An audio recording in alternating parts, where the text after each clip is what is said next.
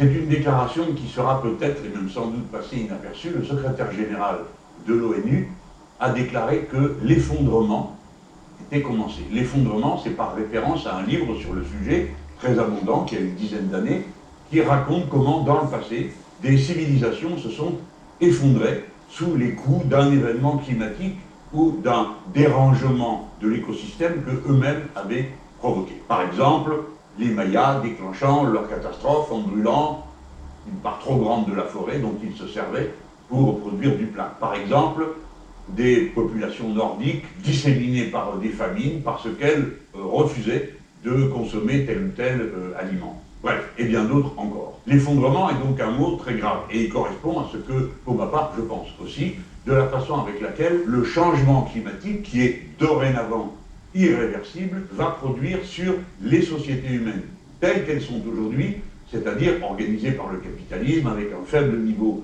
de services publics, avec un marché pour qui tout est à vendre, y compris l'économie des catastrophes, etc., etc. C'est-à-dire que la société, dans ces situations, se disloque progressivement, et c'est le phénomène d'effondrement. Là, nous sommes plongés, avec la situation au Maroc et la situation en Libye, devant deux cas qui doivent nous obliger à réfléchir plus profondément que nous l'avons fait jusqu'à présent, puisque c'est directement à nos portes. Mais commençons par dire que, globalement, les Européens, nous tous, ne sommes pas très brillants. Car quand les événements ont lieu en Asie, de nature tout à fait comparable, c'est-à-dire des inondations qui dévastent des zones immenses de peuplement humain, ou bien s'il y a des tremblements de terre, comme ce fut le cas en Turquie, mais comme ça l'a été aussi plus loin, eh bien, nous ne réagissons pas, ce sont quelques images, et puis voilà. Il aura fallu que la terre tremble au Maroc, c'est-à-dire dans un pays très voisin, dans un pays dont la population est très intimement liée à la population française, avec environ 700 000 binationaux franco-marocains, plusieurs dizaines de milliers de Français installés au Maroc, et plusieurs dizaines de milliers, centaines de milliers de Marocains installés en France, pour que, tout d'un coup, on comprenne que les catastrophes nous touchent de près. Alors là, vous me direz, mais c'est un tremblement de terre. Si c'est un tremblement de terre, personne n'y peut rien, et ça n'est pas spécialement lié au changement climatique. En effet, vous avez raison. Quoique s'il a fait si chaud pendant toutes les journées où s'est organisé le chauffage, oui, ça a à voir avec la canicule.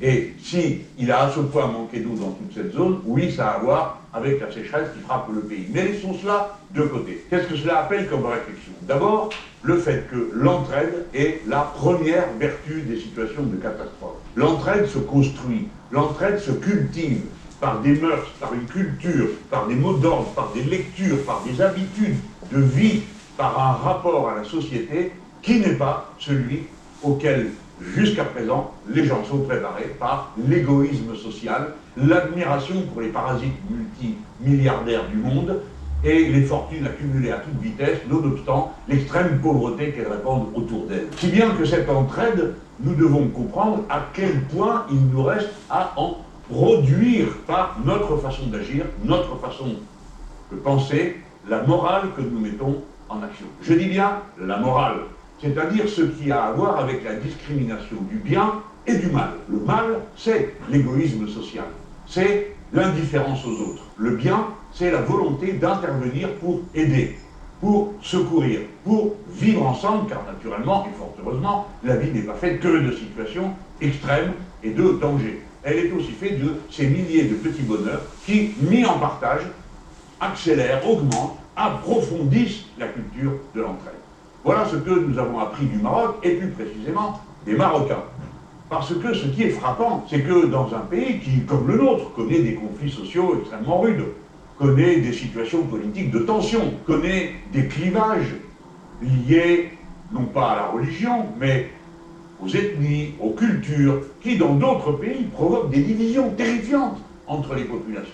Au Maroc, tout cela a été surmonté par un instinct immédiat de toute la population de courir à la rescousse et de donner le coup de main. Les uns faisant des files interminables pour donner leur sang, les autres en avant, parfois en ayant rempli la camionnette ou la voiture à toute vitesse, apporter des vêtements, des couvertures, des installations, pour aller, fût-ce à la main, aider à déblayer les décombres. Voilà la leçon que nous recevons du peuple marocain, qui, à cet instant, a tout reporté pour aller immédiatement aider la part du peuple qui était en souffrance. Cela m'a rappelé comment, dans mon enfance, j'avais vu les Marocains, et nous autres, les Français, qui vivions au Maroc, se mobiliser instantanément pour aller courir à l'aide de la population d'Agadir, victime d'un tremblement de terre qui avait rasé la ville. Voilà donc les deux leçons essentielles que je veux retenir de la situation marocaine. La nécessité de l'entraide et l'exemple que nous devons tirer de ce qu'ont fait les Marocains.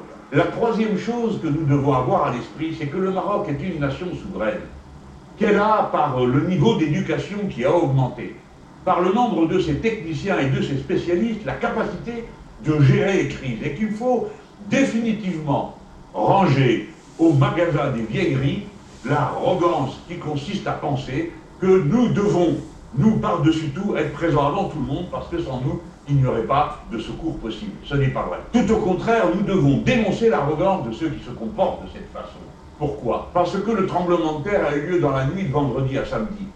La journée du samedi a été consacrée pour les uns à aller au premier secours et pour les autres, comme c'est leur devoir technique et politique, à faire le point pour savoir de quoi le Maroc avait besoin pour faire face à cette situation qu'aucun État ne peut par lui-même et avec ses seuls moyens affronter. Bien sûr que des catastrophes de cette ampleur nécessitent qu'il y ait de l'entraide entre les nations. Mais ça ne peut pas être la cohue. Chacun arrive et puis il pose ses tentes, installe ses camions, et ainsi de suite. On a vu ce qu'a donné la visite présidentielle d'Emmanuel Macron lorsqu'il y a eu la catastrophe dans les Alpes de Haute-Provence. N'est-ce pas? Vous vous en souvenez? Une cohue indescriptible, une pagaille incroyable, parce qu'il fallait que passent les convois officiels, les hélicoptères officiels et le reste. C'est donc avec sagesse que le Maroc a d'abord commencé par évaluer et demander comment faire évoluer la situation. C'est-à-dire, se sont adressés à tel pays en fonction de l'offre que faisaient ces pays. Et pas juste de dire c'est nous qui venons et on va tout régler parce que ce n'est pas vrai. Ils ont donc agi avec sagesse. Mais ça ne suffira pas, car bien sûr, le désastre est tellement immense que le Maroc va buter sur des difficultés. Mais qui ne buterait pas sur des difficultés, je vous prie? La réflexion sur le Maroc, maintenant, doit faire penser à ce qui s'est passé juste à côté. Parce que, en Libye, enfin je dis juste à côté, dans le Maghreb, un peu sur le côté du petit bassin méditerranéen qui nous concerne et nous implique directement. Et là, on voit que dans une indifférence assez générale, il y a eu une immense tempête qui est un de ces événements dont nous ne cessons, nous, à la France insoumise, de dire qu'ils vont se multiplier et se répéter dans tout le bassin méditerranéen.